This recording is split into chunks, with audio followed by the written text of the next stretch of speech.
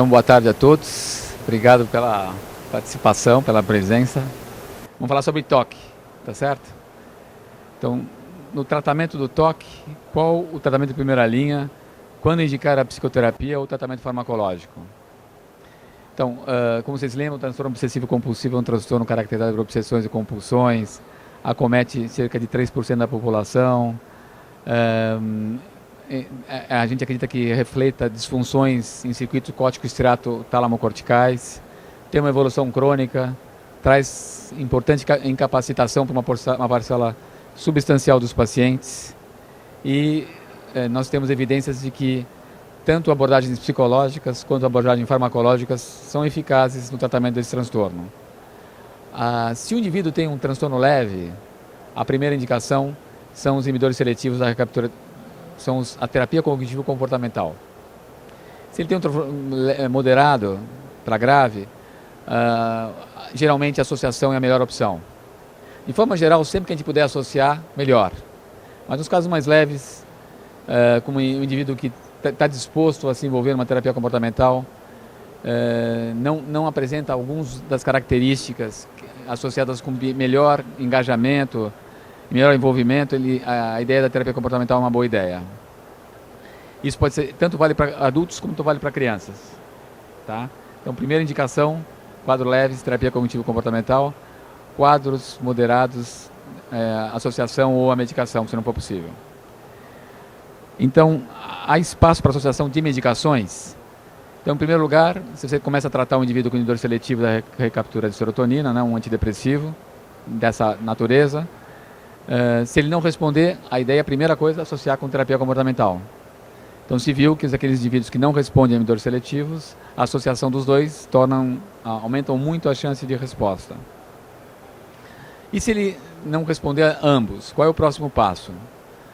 A maior evidência que a gente tem de associação medicamentosa no segundo passo seriam os antipsicóticos, tanto típicos, quanto o haloperidol, quanto os atípicos. Dos atípicos, com mais evidência é a risperidona. Seria aquele que a gente tem mais evidência de que melhora no toque. Entre aqueles que a gente tem menos evidência, ou seja, as evidências, os estudos que existem sugerem que ele seja menos eficaz, é a quetiapina. Parece não ser muito bom para toque. O olanzapina parece também não ser muito boa. Nessas horas, a ideia é eu uso muito a quetiapina como um coadjuvante para ajudar o indivíduo a dormir, por exemplo. Muito comum um paciente com toque chegar para você tomando benzodiazepínicos. A ideia do benzodiazepínico eu acho muito ruim para os pacientes com toque, porque eles tomam o remédio e rapidamente tem um alívio. E como a sintomatologia envolve muito a necessidade de um alívio a um pensamento que incomoda, tal qual as compulsões, eles facilmente se tornam dependentes, depois tolerantes a essas drogas, e elas não ajudam no tratamento. Então, tem uma coisa que eu acho que todo médico pode saber, que a gente pensa, não, terapia cognitivo-comportamental, puxa, o negócio requer uma especialização, é da seara dos psicólogos. De fato, mas tem uma coisa que uma técnica chamada exposição e prevenção de resposta. Isso é uma técnica que qualquer um pode usar. O que é a técnica? É simplesmente chegar para o paciente e falar, não faça compulsão. Então, vocês que não conhecem tanto o toque, a ideia é que você tenha um pensamento ou um ter que, pode ser desencadeado por um pensamento, pode ser desencadeado por uma vivência interna de que tem alguma coisa que não está em ordem, então eu tenho que verificar até sentir que está em ordem. Então, qual é a ideia? Não verificar, não fazer o comportamento compulsivo. Deixa o pensamento vir, ou deixa aquela sensação de desconforto vir, mas não faz o comportamento repetitivo. Quando você faz isso, a tua ansiedade, o que acontece? Aumenta, né? De 0 a 10, ela vai a 10. Então, o que é a ideia? Deixa ela vir, não briga com ela, aceita. Mas não faz o ritual. O que acontece? A ideia é que ele vai ficar um tempo com aquele desconforto, com aquela vivência de ansiedade, mas ela sempre cai. Geralmente, o pior é 10 minutos. Meia hora já melhorou bastante. 1h30 na maioria das pessoas passou. E qual que é a proposta? Que com a repetição você se dê conta que o teu cérebro se habitue. Então, nosso trabalho muitas vezes é conseguir convencer esse cara dessa ideia. A ideia é que ele aguenta, e que a ideia é que ele aceite aquele pensamento que incomode, aquele desconforto, mas não faça nada. Ele toma um benzodiazepínico, ele alivia na hora. Ele não vai nunca habituar. Então eu sou totalmente contra usar benzodiazepínico nos pacientes com toque.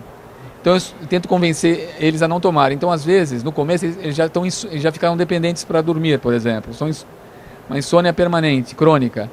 Então nessas situações, a gente associa o Seroquel, a quetiapina, e vai gradativamente, bem devagar, tirando o benzodiazepínico, mas pelo menos ele está dormindo.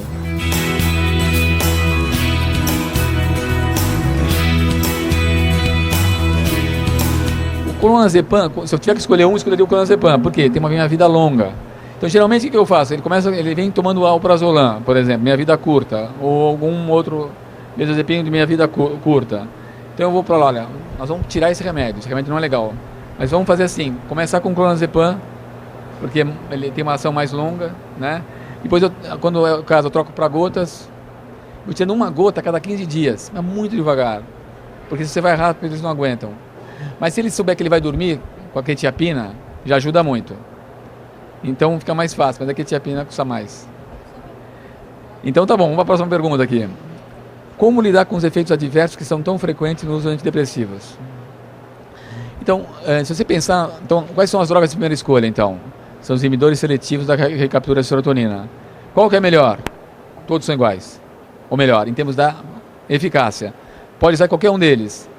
Sertralina, fluoxetina, citalopram, escitalopram, a paroxetina, eu já falei, né? Fluvoxamina. Todos eles. A clomipramina também, que você sabe que é um inibidor seletivo, não é tão seletivo, né? Ele age também no sistema noradrenérgico. Qualquer um deles é bom para toque. Por que a gente não usa a clomipramina? Porque ela dá mais efeito colateral. Por que deveria usar? Porque talvez seja que tem mais evidência de eficácia. Mas a eficácia é baseada em estudos de meta-análise feitos com os estudos que existem, e a clomipramina foi a primeira droga que apareceu no mercado. Então, a magnitude do efeito dela era maior que as outras. É possível porque os pacientes ainda não estavam tomando antidepressivos. Então, eles tinham pacientes menos resistentes. Outra ideia é que, com o passar dos anos, as pessoas estão aprendendo essa ideia que eu passei para vocês agora de terapia comportamental. O que é? Não faça o sintoma. Então, as pessoas estão se ajudando mais só de ler o que está escrito, o que está na mídia, onde ele tem acesso à informação. Então, quando chega um paciente para mim, eu vou usar um inibidor seletivo da recaptura de serotonina, eu vou usar qualquer um desses 5 que eu falei para vocês. Clomipramina é a segunda escolha. Qual que eu uso? Então, eu vou usar muito baseado nos efeitos colaterais deles. Então, se o paciente é um paciente que está muito sonolento, que você precisa dar uma ativada nele, eu uso sertralina. Porque a sertralina ela tem um efeito mais ativador. Para a maior parte dos pacientes, para alguns dá sono. É assim, né? Mas começa com sertralina. Ou fluoxetina para algumas pessoas. Se eu quero que ele tenha mais sono, quando quero começo com citalopram ou escitalopram à noite, que costuma dar um pouquinho mais de sono. Se o indivíduo se ele já está tomando, começou a ter dificuldades de natureza sexual, que, né, o maior problema nesses pacientes é o retardo ejaculatório nos homens, na mulher, também o retardo por orgasmo, menos interesse, menos interesse na relação. Se isso passou a ser um fator limitante para ele, e eu tiver que trocar, primeiro é dose dependente em geral, então geralmente eu baixo a dose. Se eu tiver que trocar, geralmente eu uso fluvoxamina. Tem alguma evidência bem pequenininha assim, que talvez possa dar menos efeitos colaterais. Se ele toma uma porção de remédio, tem problema de interação de drogas, eu vou usar citalopram ou lexapro, que são drogas que interagem menos, interferem menos naquele sistema de citocromo P450, as enzimas oxidativas hepáticas. Então essas são algumas dicas baseadas nos efeitos colaterais. Tá certo? Então tá bom. Quais são as comorbidades mais frequentes? Como elas respondem ao tratamento do toque? Então, o mais comum, transtorno de humor, depressão. A depressão. Qual a relação da depressão no toque? Em geral é secundário. Em geral, estou deprimido porque eu estou sofrendo muito com meus sintomas. Mas há quem tem as duas comorbidades, e o curso é mais ou menos independente. Mas na maior parte é uma relação dependente. Você ter depressão não prediz a resposta para o toque, em termos de você tratar a depressão. Se eu estou deprimido, eu trato só a depressão, o toque não necessariamente melhora. Mas o contrário geralmente acontece. Se eu tratar o toque, em geral, os sintomas depressivos melhoram. Tá?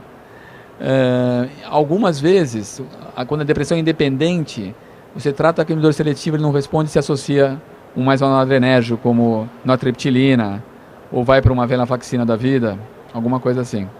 Nós temos um estudo agora, uma aluna de doutorado nossa, da Roseli Chavit, que vai defender o mestrado dela agora, falei errado. Ela seguiu sintomas depressivos, ansiedade, tiques, nos pacientes com toque. Tratava o toque e ela seguia. Como é que o impacto do toque acontecia no tratamento do toque, acontecia nesses transtornos associados? E ela percebeu que esses pacientes melhoram da ansiedade, um ano depois, melhora da depressão, um ano depois, os tiques melhoram com o tratamento focado no toque. Tá? Então a resposta não é individualizada, né? Se você tem um paciente com toque e transtorno bipolar, o que fazer? Foco no transtorno bipolar. Não vou dar antidepressivo para esse paciente, vou tentar um estabilizador de humor para esse paciente e vou tentar terapia comportamental. Pacientes com toque e esquizofrenia, daí eu vou tratar com atípicos ou atípicos a esquizofrenia, daí eu geralmente associo o inibidor seletivo, associo as duas coisas. Qual o curso natural da doença? Pulei uma.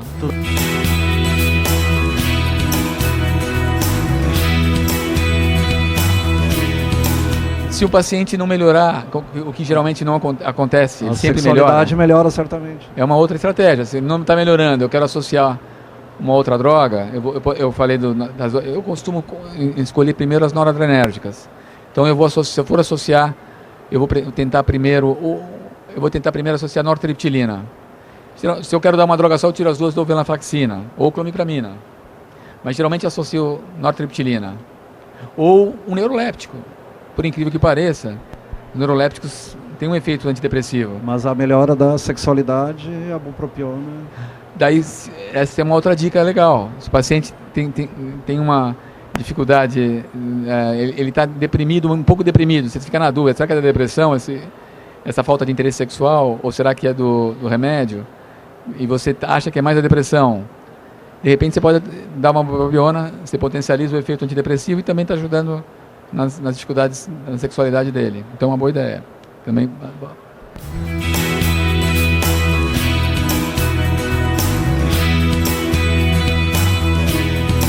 Então, iniciar devagar, né? Porque senão os efeitos colaterais são ruins para todo mundo, não é porque você tem toque que não tem efeito colateral. Mas o efeito farmacodinâmico da droga, o efeito benéfico no toque, a gente percebeu que é diferente da depressão. O indivíduo com depressão responde com doses mais baixas, no toque a gente precisa de doses mais altas. Parece que isso tem a ver em áreas do cérebro que você está buscando o teu efeito. Parece que um dos efeitos do antidepressivo no toque tem a ver com a dessensibilização do receptor 5-HT1A, que é um receptor pré-sináptico. E no córtex frontal, que é uma das áreas importantes no striaton, que você quer uma ação maior dessa droga, demora, em ratos, comparando com humanos, 2 meses, em geral, para você obter o efeito, e no hipocampo, que seria a ação mais própria da depressão, é em 2 semanas. Então, isso torna diferente, então a gente espera muito mais, a gente espera mais para ter um efeito anti-obsessivo, e a dose também é maior. A dose é a máxima dose, em geral, ou até um pouco mais. Eu não costumo passar muito da dose máxima, mas a gente tem evidência hoje que algumas vezes você aumentar um pouco mais que a dose máxima também pode ser benéfica. Mas eu não vou sugerir vocês que fiquem aumentando a dose máxima. Mas eu digo, cheguem na dose máxima por mais de 3 meses. Contar um estudo para vocês, que é o doutorado da Juliana Diniz, saiu publicado agora num jornal chamado Journal Psychopharmacology. Ela fez um projeto que era baseado na minha experiência clínica. Então eu falei, olha, os pacientes vinham tomando fluoxetina, vamos fazer 3 opções. Vamos associar clomipramina para potencializar o efeito serotoninérgico, que é uma das estratégias nos casos refratários. Vamos associar neuroléptico, mas vamos usar um neuroléptico legal, que tem efeito colateral, ajuda no sono. Eu era fã da quetiapina naquela época. E no outro vamos associar placebo. Então os pacientes chegavam com fluoxetina, chegavam a 80 miligramas, e daí um grupo continuava com 80 miligramas e placebo.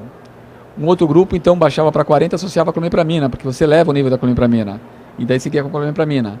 O outro grupo passava para 40 e associava com quetiapina. 3 meses depois, o que deu a resposta? Qual o chute de vocês? Quem que ganhou aí na parada? Fluoxetina pura. Você já leu o estudo, ela é estudiosa.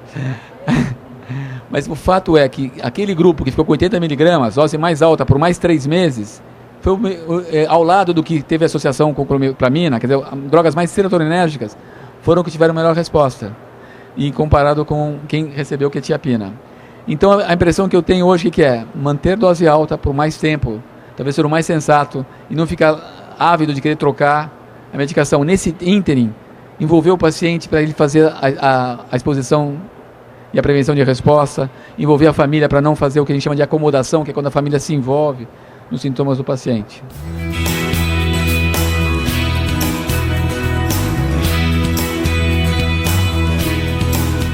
A ideia é manutenção, 2 anos.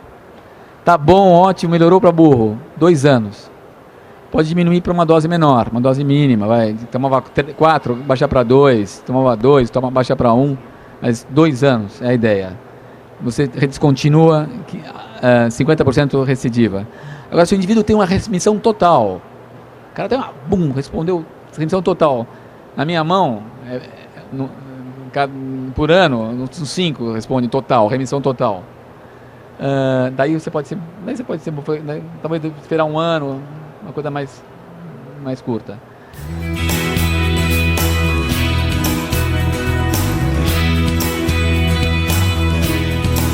Transtorno do pânico. Transtorno do pânico, primeiro, é pânico mesmo? É transtorno do pânico ou é ataque de pânico? É muito comum um paciente com TOC ter ataque de pânico. Ele tem um pensamento, minha mãe vai morrer. Daí eu tenho um ataque de taquicardia, sudorese, mal-estar, descarga autonômica, tipo pânico. Então eu tenho ataques de pânico secundário a uma obsessão. Então, primeira coisa, diferenciar uma coisa da outra. É o que eu vejo mais. É o que é o mais comum. Tratamento, esses são os caras que eu acho que melhor responde. Tratamento que tirar o benzodiazepínico se você estiver tomando, não acho uma boa ideia. Ajudar ele a entender, olha, deixa vir o sintoma. Passa. Sempre passa. Se aguenta. Deixa vir. Então, tratamento com inibidores seletivos, geralmente. Se o cara não começou agora, posso dar um benzodiazepínico por uma semana ou 2, mas eu dou assim com o maior cuidado. Mas são caras que respondem super bem.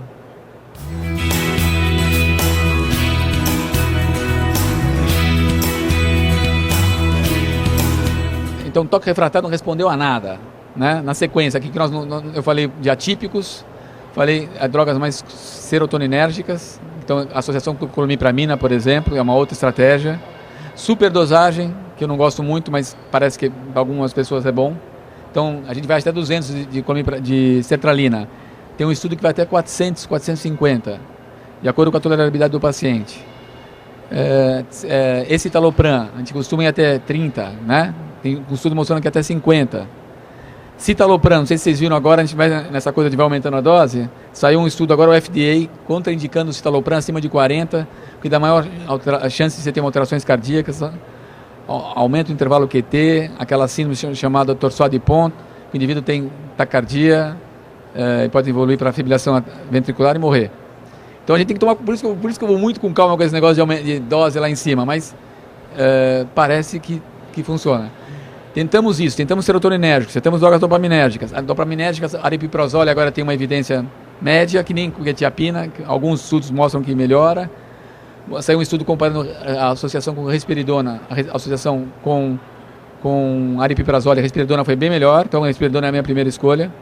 Surgiram agora as drogas glutamatérgicas, várias fontes de evidências diferentes, sugerindo que o sistema glutamatérgico é alterado no TOC. Genes... Não, as duas...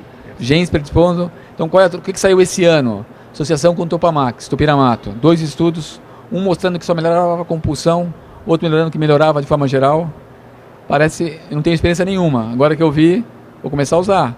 Mas 30% de dropout no primeiro estudo, por quê? Quadros cognitivos graves associados com esse paciente. Vai ter que explicar muito bem para o teu paciente que ele pode ter isso, porque os pacientes ficam muito bravos quando eles percebem que estão com alterações cognitivas por causa de uma droga dessa, fora os impactos que podem ter na sua vida.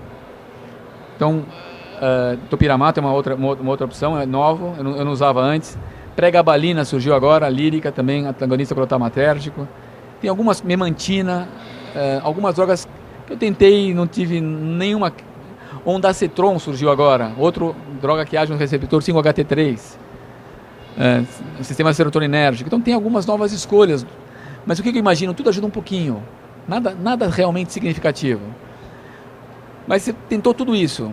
Tentou terapia comportamental, envolver a família. Tem uma coisa chamada acomodação familiar, que é quando o familiar acaba se envolvendo. O paciente pede reasseguramento, ele reassegura. Às vezes tem medo do paciente bater nele. Ou tem medo, ou acha que está ajudando o paciente, acha que é melhor. Ou já tem toque, já era assim antes. Acaba fazendo porque acha que é normal. Tudo isso ajuda. Tudo isso, se somar diversas estratégias. Eu tenho uma experiência agora com Kundalini Yoga. Estamos fazendo um projeto com Kundalini Yoga. Ajudar o indivíduo a fazer uma meditação ativa.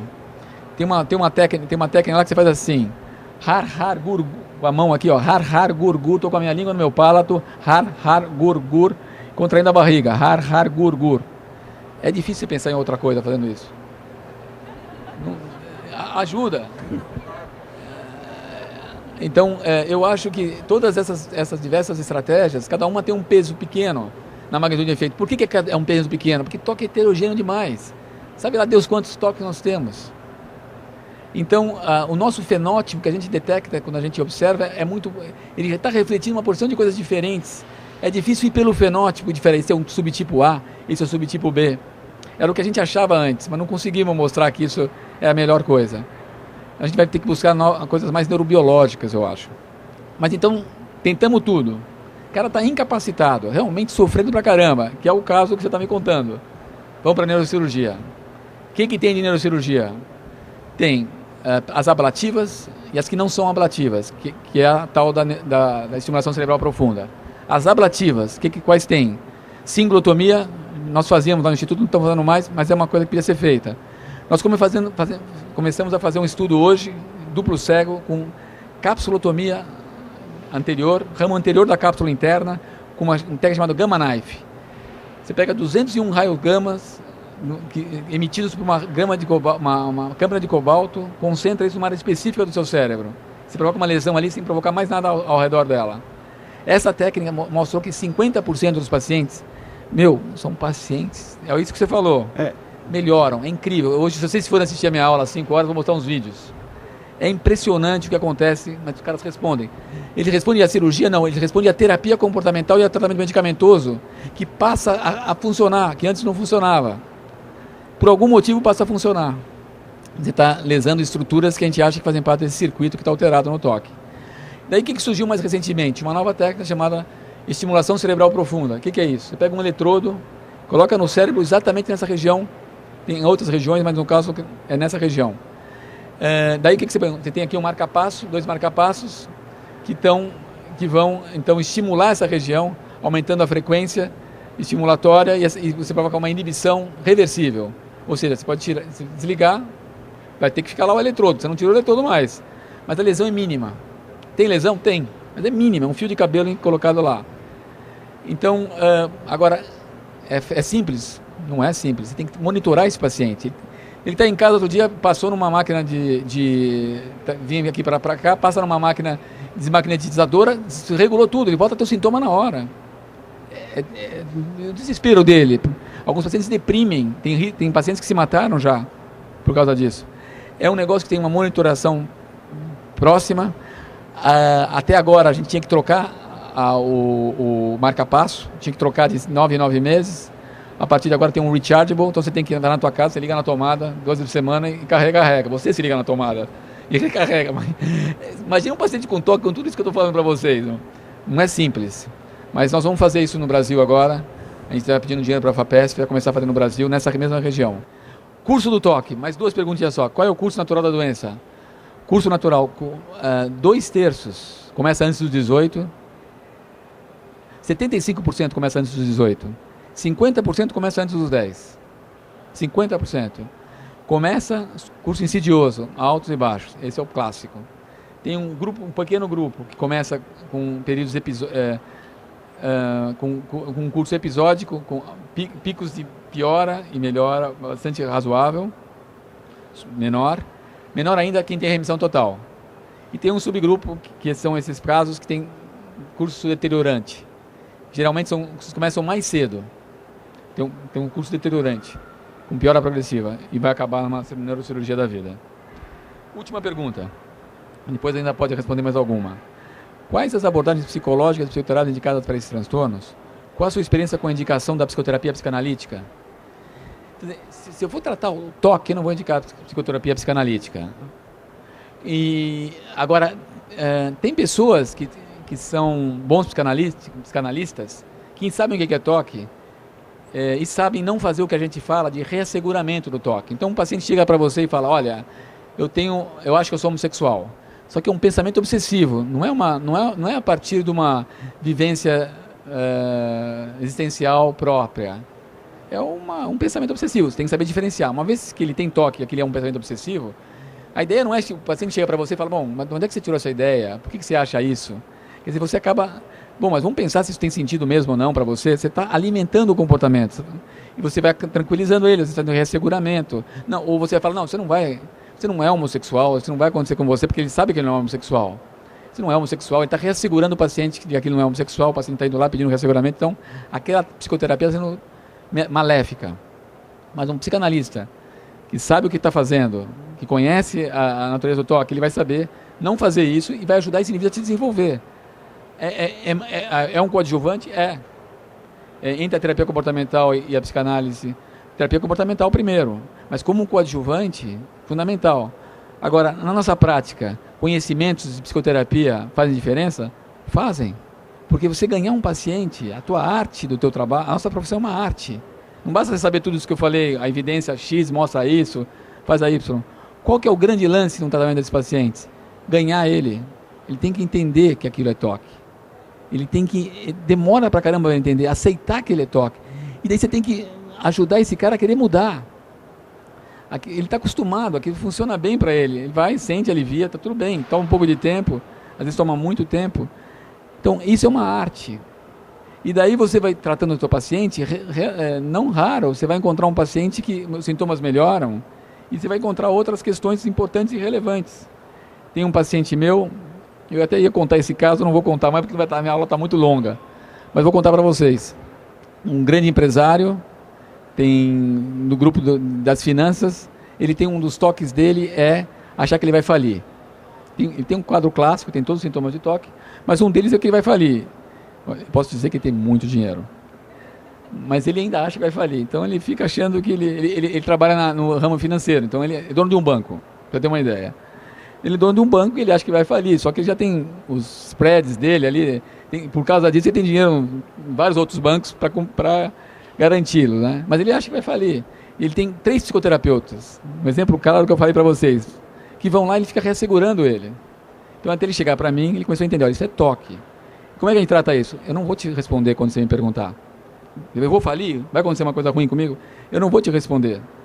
Então ele demorou pra caramba para ele aceitar, e daí ele foi parando essas terapeutas, foi fazendo uma terapeuta comportamental, e foi melhorando.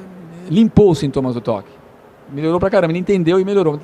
Só que continua um cara super sofrido e angustiado. Daí você vai entender a história dele.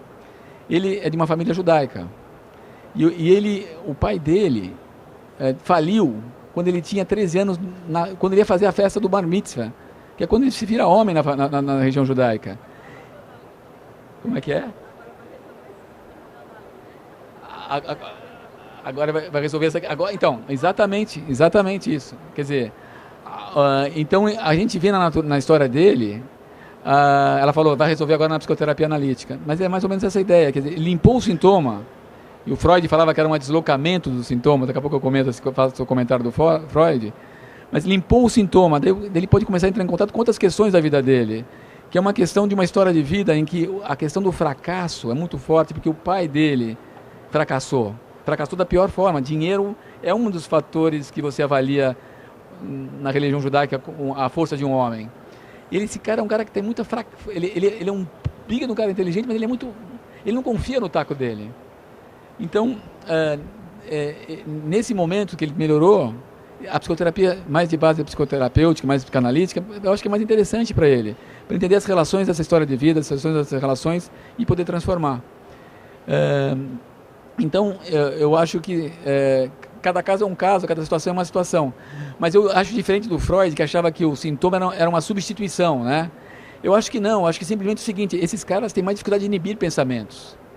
É isso, o toque aqui é uma dificuldade de inibir, para aquele pensamento, eu não consigo parar. Então ele tem uma dificuldade de inibir, se ele está mais ansioso e sofrido, ele tem mais dificuldade. Mas não é que aquilo é um deslocamento, uma substituição, é um sintoma que quando você consegue melhorar, você vai ver outras questões que são mais proeminentes, mas naquele momento aquele é o sintoma que traz ele, que mais faz sofrimento.